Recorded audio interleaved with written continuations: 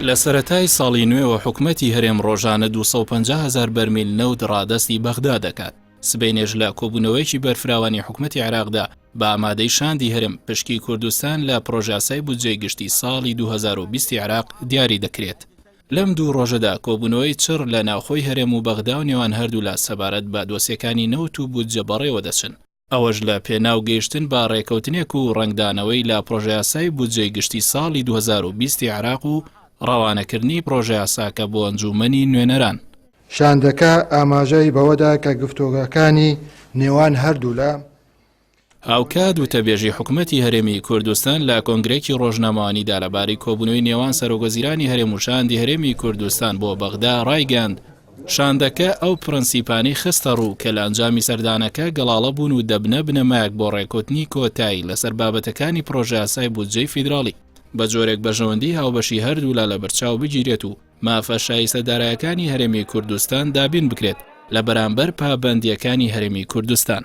ڕۆژی 23 مانگ شاندی حکومەتی هەرێمی کوردستان بە سەرۆکایەتی ئاوات شێخ جەناب وەزیری دارایی و ئەندامەتی خالید شوانی وەزیری هەرێم و ئومێد سەباح سەرۆکی دیوانی ئەنجومەنی وەزیران و ئامانج ڕەحیم سکرتێری ئەنجومەنی وەزیرانی هەرێم لەگەڵ عادل عەبدولمەهدی سەرۆکوەزیرانی عێراق و هەردوو وەزیری نەوت و دارایی عێراق کۆبووەوە. شاندەکە پاش گەڕانەوەی لەگەڵ مەسرور بارزانی سەرۆکی ئەنجومەنی وەزیران کۆبووە. بە گوێرەی زانیاریەکان کۆبوونەوەکەی ڕۆژی شەممەی نێوان هەردوو وەفدی هەرێم و بەغدا کە درێژەکراوەی کۆبوونەوەکانی پێشوو بوو سەرکەوتوترین کۆبوونەوە بوو بەراورد بەوانەی پێشوو. لێک تێگەشتنی باش هەبوو لەسەر کۆمەڵێک بابەت ڕێکەوتن کراوە.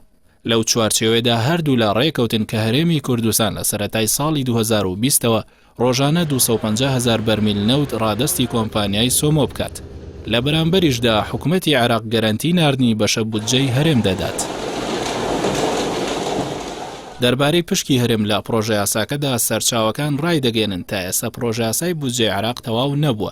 بڕیارە کۆبوونەوەی نێوان وەزارەتی دارایی وەزارەتەکانی دیکەی عێراق بە ئامادەی شاندی هەرێم بەڕێوە بچێت. لە کۆبوونەوەکەدا گفتوگۆ لەبارەی پرۆژەیاسای بودجەوە دەکرێت و پشکی هەرێم دیاری دەکرێت کە لە سەدا چەندە. لە یاسای بودجەی گشتی ساڵی 2019 عێراقدا پشکی هەرێمی کوردستان بە لە سەدا 12.67 دیاری کرابوو. ئەوەش لە بەرامبەر ڕادەستکردنی ڕۆژانی 250,000 بەرمیل نەوت لەلایەن حکومەتی هەرێمەوە. بەڵام بەهۆی پابەند نەبوونی هەرێم بە ڕادەستکردنی نەوت بودجەی تەواوی بۆ هەرێم نەنارد و مانگانە تەنیا 453 ملیار دیناری ناردووە. هاوکات لە یاساکەدا بڕی 68 ملیار دیناری مانگانە بۆ موچەی هێزەکانی پێشمەرگە دیاری کرابوو، بەڵام حکومەتی عێراق ڕادەستی هەرێمی نەکردووە.